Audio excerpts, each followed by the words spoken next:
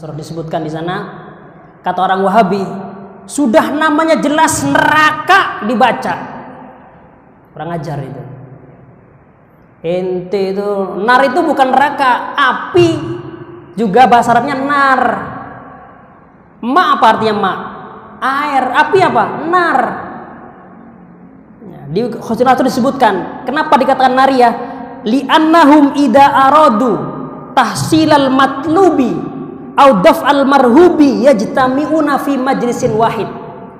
Jadi mereka orang Maroko itu, orang Maghribah, kalau punya hajat, mereka itu duduk kemudian baca salat nariyah ya, 4444. Insya Allah tidak lama setelah begitu hasil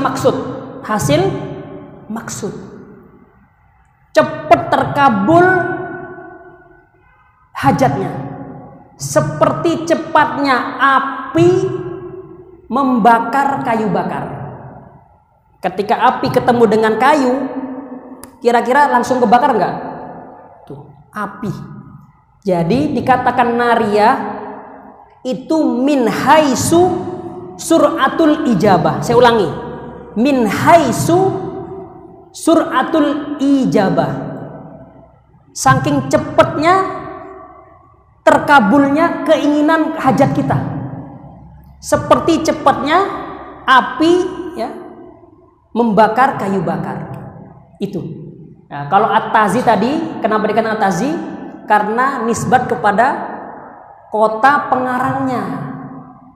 Ya, kalau nariyah ya dari segi ya khasiatnya, saking cepatnya. Setiap orang mendengar kata nariyah, salat nariyah, pasti yang dihafal apa? Salawat yang Bapak, yang cepat mengabulkan apa? Hajat. Kalau salati bil qulub untuk apa? Untuk obat jasad dan khususnya obat hati. Ya, tibil qulub, namanya juga tibil qulub ya. Nah, ya. Salawat munjiat, apa itu artinya? Dari khasiatnya munjiat, menyelamatkan, lawannya muhlikan. Paham sampai di sini ya? Wah, nanti sudah punya jawaban kalau ketemu sama orang-orang yang suka membid'ahkan, mensyirikan salawat nariyah. Alhamdulillah.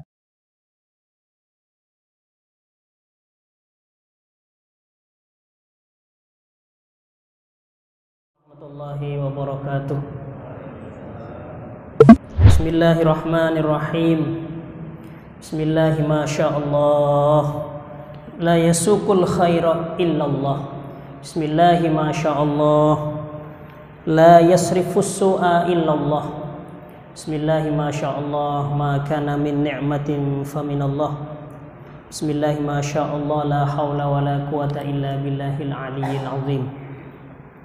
Alhamdulillahi rabbil alamin. Allahumma salli salatan kamilah wa sallim salaman tamman ala sayyidina Muhammadin alladhi tanhallu bihil uqad wa tanfariju bihil kurab wa tuqda bihil hawaij wa tunalu bihil ragaib wa husnul khawatim wa yustasqal ghamam biwajhihil karim wa ala alihi wa sahbihi fi kulli lamhatin wa nafasin bi'adadi kulli ma'lumin lak. Amma ba'du. Pertama-tama yang sama-sama kita hormati, yang kita muliakan, Ketua DKM Masjid At-Taqwa, yang sama kita hormati, yang kita muliakan, saudara saya, guru saya, Habib ini, Masya Allah. Tapi ada L-nya ya. Kiai Abdullah El Habib. Ketua DKM antum ya? Ketua DKM ya? Masya Allah. Masya Allah. Ini masjidnya bagus sekali masjidnya. Masya Allah. Jamil. Ra'i. Masya Allah. Semoga Allah panjangkan umur beliau. Allah sehatkan. Panjang umur, sehat dan berkah dalam ketaatan kepada Allah Subhanahu wa taala sehingga bisa mengurus masjid ini, berdakwah di jalan Allah Subhanahu wa taala. para guru, para habib, para kiai yang hadir, yang tidak saya sebutkan satu persatu tanpa mengurangi rasa hormat saya, ta'zim saya, taukir saya kepada para kiai, para guru sekalian. Tidak lupa juga para hadirin jamaah pengajian dwi mingguan Masjid At-Taqwa setiap malam Rebu, yang mestinya diisi oleh Hadratul Mukarram wal Muhtaram Sahibul Fadilah wal Karamah Syekh Kiai Haji Fakhruddin Al-Bantani. Nah, berarti beliau dari Banten. Kalau saya ini Al-Jambari, karena aslinya orang Jember, Jawa Timur. Tetapi nama saya udah berubah nisbat saya. Al-Jambari, Al-Indonesi, Al-Maghribi. Karena saya belajar di Maroko dan tinggal kurang lebih 10 tahun. 2010 sampai 2020. Kalau UAS, Ustaz Abdul Somad itu 2004 sampai 2006. Artinya saya tidak semasa dengan beliau. Meskipun kampusnya sama, Darul Hadis Al-Hasaniyah di kota Rabat. Jadi ibu kota Maroko itu Rabat. Rabat, Masya Allah. Tetapi kota para ulama, para aulia itu namanya kota Fes. Jadi kalau baca kitab kuning ada Al-Fasi itu Maroko. Fes itu sama kalau dengan di Yaman seperti Tarim. Jadi Madinatul Aulia wal Ulama banyak terlahir di sana. Sampai saking rindunya cintanya sama kota Tarim, ada lagunya. Ya Tarim, ya Tarim. Itu namanya orang cinta sama Tarim. Kenapa? Bukan karena tanahnya, bukan. Karena di sana lahirlah banyak para ulama. Orang nggak tahu apa Tarim itu ya. Dikira ya Karim, ya Karim. Kalau Karim namanya Allah Subhanahu wa taala, artinya yang mulia atau yang dermawan. Tarim nama kota ya. Masya Allah. Allah. Saya terima kasih ya. Terima kasih sudah diundang di sini. Meskipun sejatinya saya ini apa ya? Istilahnya intermezzo. Kata istilahnya Syekh Abdullah Al-Habib tadi, menggugurkan kewajiban ya. Kalau ada pepatah tiada rotan, akar pun jadi. Saya itu bukan akar. Bahkan tanah pun bukan. Masya Allah, nggak pantas dikatakan akar dari beliau, dari Syekh Fakhruddin Al-Bantani ya. Masya Allah. Jadi nisbat saya itu Al-Jambari dari Jember, kemudian Al-Maghribi karena saya tinggal lebih dari 4 tahun. Kata Ibnu Khaldun, seorang sosiolog Islam Muslim, barang siapa yang tinggal di suatu daerah lebih dari 4 tahun, maka dia boleh menisbatkan dirinya kepada tempat tersebut. Itu ada di Muqaddimah Ibnu Khaldun. 4 tahun syaratnya. Saya udah lebih dari 4 tahun, berarti boleh menisbatkan diri saya Al-Maghribi, boleh ya. Nah, kenapa 4 tahun? Biasanya orang kalau sudah 4 tahun sudah kenal budayanya, bahasanya, dan seterusnya ya. Apalagi sampai nikah sama orang Maroko, wah sudah itu. Kebetulan jodoh saya bukan orang Maroko, orang Anggaran. Orang Anggaran, putranya Pak Romli tadi disebutkan ya. Baik. Para hadirin yang dirahmati Allah Subhanahu wa taala, saya akan menyampaikan isi buku ini sekitar 20 menit, nanti kita buka tanya jawab. Buku ini menjadi penting. Sambutannya ada 9 tokoh. Banyak sekali ya. Ada Kiai Ulin Nuha Arwani, putranya Kiai Arwani ya, Kiai Amin Arwani yang buul Quran. Ada adiknya Kiai Ulil Albab, ini adiknya. Kemudian ada pengantar dari Gusmus ya. Kata Gusmus di sini, kita itu membaca sholawat nariyah, mengamalkan dari nenek moyang kita ketika ada hajat, tetapi kita tidak tahu siapa yang mengarang ya, sanadnya dan seterusnya. Itu kata Gusmus ya. Kemudian ada dari UAS sendiri ya. Kata UAS di sini, buku ini semoga menjawab terhadap bid'ah-bid'ah atau orang-orang yang menyesatkan pengamal sholat nariyah. Itu intinya dari pengantarnya UAS. Ada pengantarnya Kiai Khalil Nafis, ya. Dan seterusnya ya. Baik. Termasuk ada sambutan dari Kiai Muhammad Idrus Romli, ya. Masya Allah, ya. Buku ini penting kenapa para hadirin?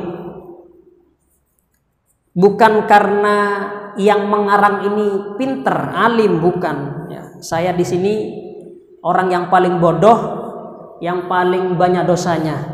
Tetapi karena ini amanat diundang oleh beliau El Habib, ini diundang, ya bismillah. Jadi ceritanya sebelum nanti masuk ke isinya, buku ini lahir karena permintaan.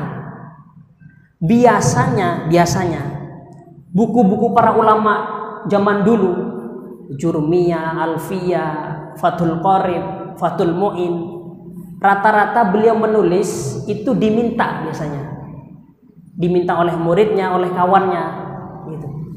Tolong ini ditulis atau dibikin yang ringkas menjadi mukhtasar, nah, dan seterusnya. Alhamdulillah, ini iktidaan bil ulama, saya mengikuti para ulama. Waktu saya di Maroko sekitar tahun 2017,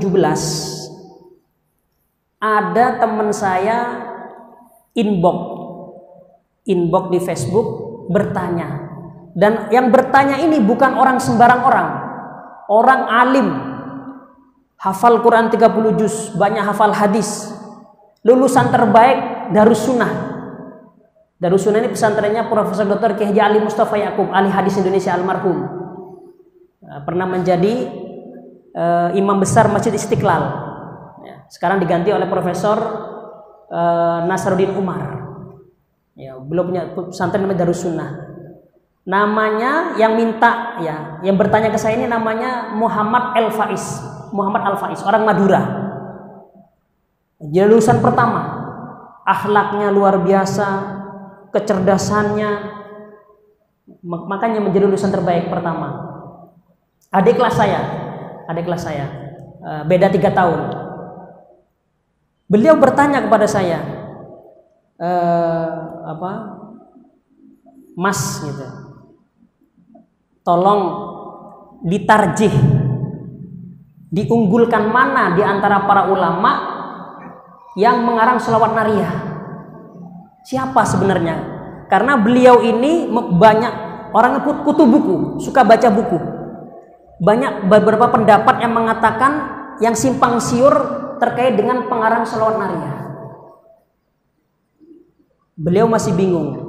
Tetapi kata beliau, kata teman saya ini, semua para ulama ini kebanyakan menyatakan pengarangnya adalah At-Tazi, nisbatnya At-Tazi. Tazi ini katanya salah satu kota di Maroko. Mohon saya diberikan pencerahan.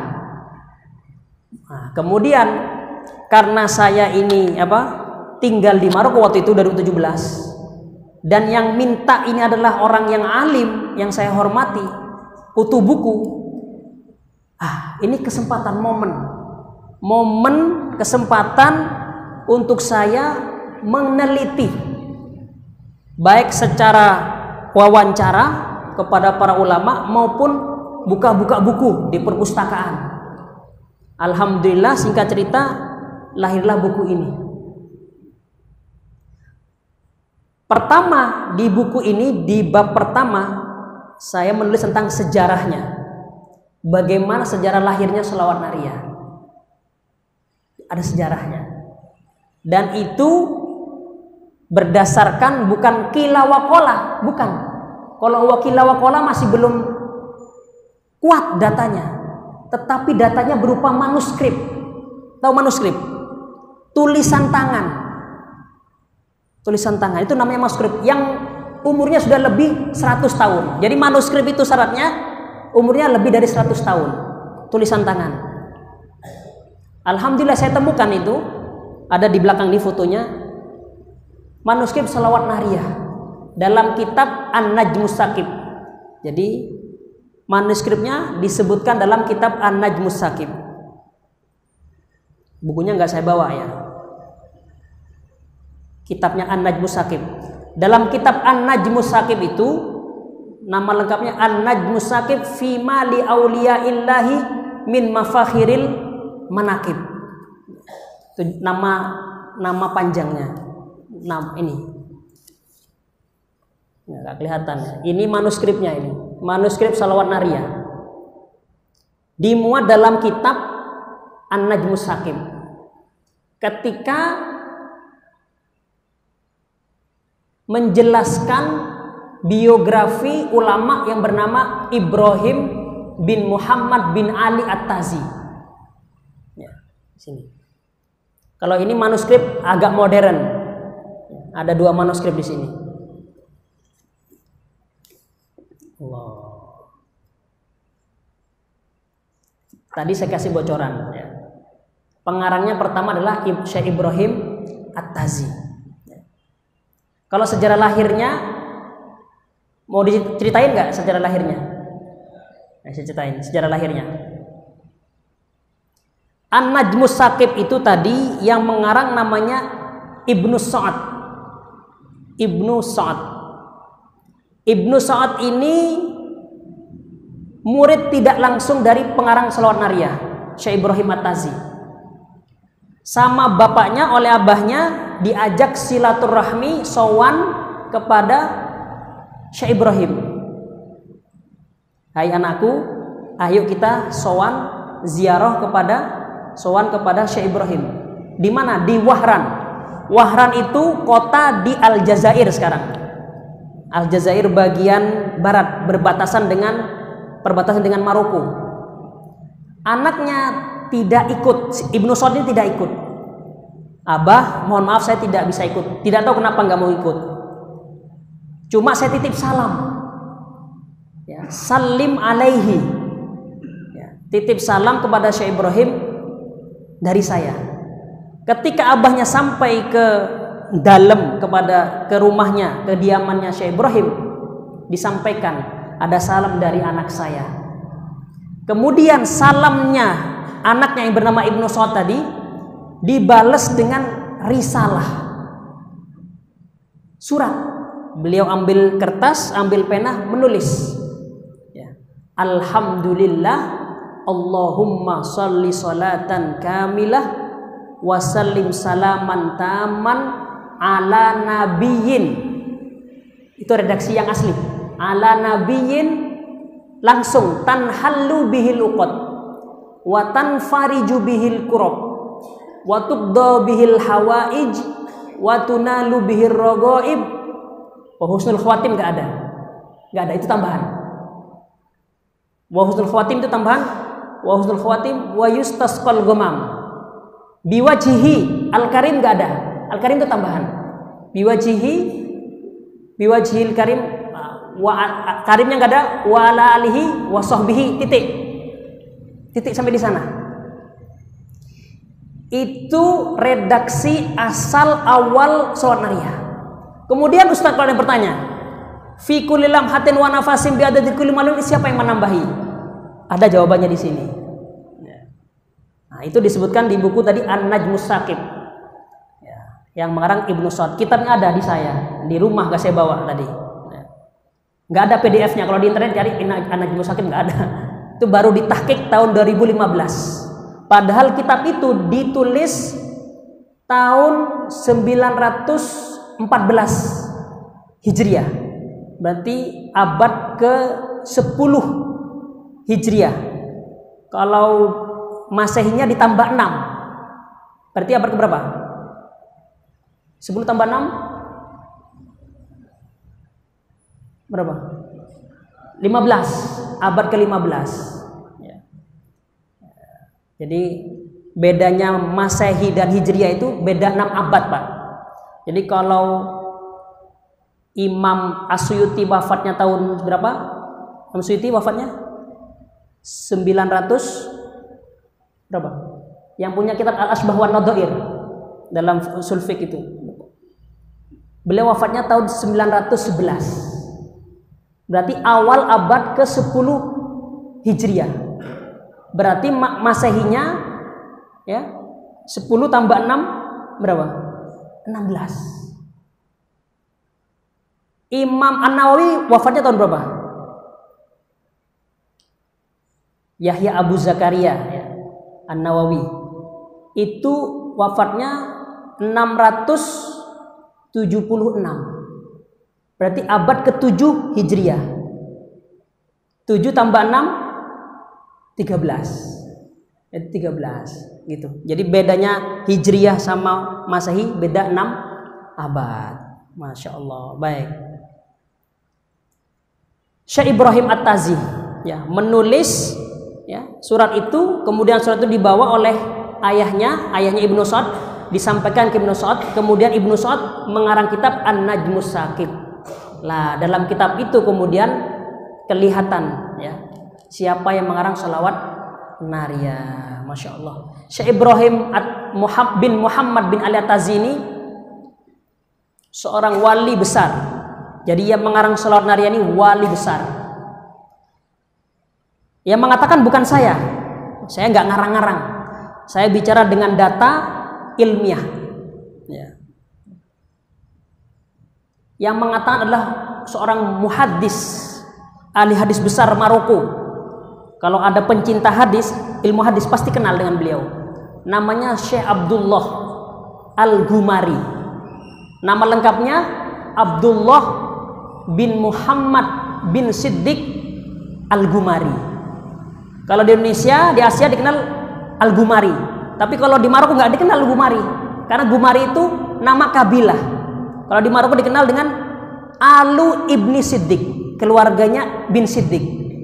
Ya, itu seorang namanya Muhammad, bapaknya Muhammad melahirkan banyak ahli hadis. Yang pertama Ahmad bin Muhammad Al-Ghumari. Ada adiknya namanya Syekh Abdullah bin Muhammad Al-Ghumari. Ada lagi Syekh Abdul Aziz Al-Ghumari. Syekh Abdul Aziz ini punya putra namanya Syekh Abdul Mun'im, Dr. Abdul Mun'im, sering datang ke Jakarta, ke Zawiyah Ar-Raudhah di Tebet tuh. Di Pancoran apa? Di Pancoran. Ya. Di Tebet sana, di Pancoran sana, sering datang beliau di Zawiyah Ar-Raudhah, punya Kiai Daniel dan seterusnya. Ya. Beliau mengatakan, di sini saya sebutkan di halaman 3. Derajatnya pengarang sholawat nariyah ini Syekh Ibrahim sama dengan Syekh Abdul Qadir Al-Jailani. Syekh Abdul Qadir ini wali apa? Wali kutub. Wali kutub itu bukan hanya satu pada zamannya. 100 tahun baru satu. Lah 100 tahun berikutnya ya. Syekh Abdul Qadir Al-Jailani kapan wafatnya? Abad keberapa deh? Seingat saya 572 wafatnya. Jadi abad ke-6. 6 Hijriah. Berarti kalau Masehinya 12 Masehi. Ya. Ya. Saya bacakan di sini ya. Kata Syekh Abdullah Al-Ghumari, pengarang sholawat nariyah Syekh Ibrahim ini wali kutub. Saya bacakan redaksi ya, redaksi pernyataan beliau bahwasanya yang mengarang sholawat nariyah ini adalah Syekh Ibrahim At-Tazi. Dan Syekh Ibrahim ini wali kutub. Selevel dengan Syekh Abdul Qadir Jilani. Kalau kita kan kenalnya Syekh Abdul Qadir Jilani aja, wali kutub, nggak ada yang lain. Ini saya kasih bocoran ini. Ada ulama besar Maroko, wali besar namanya Syekh Ibrahim At-Tazi, itu wali kutub, pengarang sholawat nariyah. Ini disebutkan dalam kitab beliau Al-Hujjaj Al-Bayyinat fi Isbatil Karomat. Artinya hujjah, dalil-dalil yang jelas. Al-Bayyinat karena jamak, hujjatun, hujjatani, hujjaj, beberapa hujjah. Al-Bayyinat yang jelas fi Isbatil Karomat, tentang atau terkait karomah itu ada ya, keberadaan karomah. Halaman 150 ya, kalau ini ada di internet, silakan dicari, ada ini PDF-nya ada. Beliau mengatakan seperti ini, Akhadas Sanusiyu, telah mengambil siapa? Imam As-Sanusi. Imam Sanusi ini yang mengarang kitab apa? Di pesantren sering dikaji itu kitabnya, kitab Ummul Barohin, kitab tipis itu, kitab tentang akidah Imam Sanusi ya. Kata Syekh Abdullah Al-Gumari, akhadha Sanusi, Imam Sanusi ini mengambil at-thariqah anil imam, dari imam al-allamah yang sangat alim, al-qutbi, kutub, al-kabiri, sudah kutub disifati al-kabir lagi. Kalau sudah kutub pasti sudah kabir, nggak perlu dikasih kabir lagi. Yaitu siapa namanya? Abi Salim Ibrahim bin Muhammad bin Ali At-Tazi bisanadihi ila Syekh Abi Madyan. Jadi Imam Sanusi ini mengambil thariqah ya, dari dari Syekh Ibrahim sampai sanadnya nyambung kepada Syekh Abi Madyan. Syekh Ibrahim ini siapa? Wahua, adapun Syekh Ibrahim sahibus sholati taziyati, adalah pengarang selawat taziyah. Kalau orang Maroko gak mengatakan nariyah, Pak, selawat taziyah. Kenapa? Nisbatan ila madinati muallifiha, ya, dinisbatan kepada Madinah, kota pengarangnya, atau min haisu maskotu roksi al muallif, dari segi apa, tempat lahir, maskot ros, ya, tempat lahirnya pengarang selawat nariyah. Maka dikatakan at-taziyah. Nariyah itu terkenal di mana? Di Mesir. Orang Mesir menyebutnya nariyah. Orang Indonesia juga nariyah. Kenapa?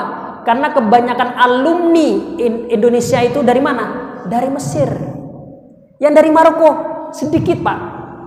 Zaman saya 2010 di Maroko, mahasiswanya cuma 30. Se-Maroko masih cuma 30. 2010. Zamannya Ustaz Abdul Somad mungkin cuma 15 orang. Sekarang 2021 itu hanya 120, Pak. Bandingkan dengan di Mesir, itu berapa? 2000 mahasiswa-mahasiswinya itu Indonesia. Jadi mereka banyak pulang membawa ilmu ya yang didapat dari Mesir, Al-Azhar. Apa yang terkenal di sana? Sholawat nariyah. Makanya di sini Indonesia terkenal sholawat nariyah. Coba yang datang dari Maroko dikenalkan sholawat taziyah jadinya. Nah, itu ngomongin tentang nama. Nama lain sholawat nariyah banyak, Pak. Ya, namanya banyak. Ada sholawat apa? Kamilah. Kenapa? Karena di dalamnya ada sholatan kamilah. Allahumma sholli sholatan kamilah. Ada yang mengatakan sholawat tafrijiyah.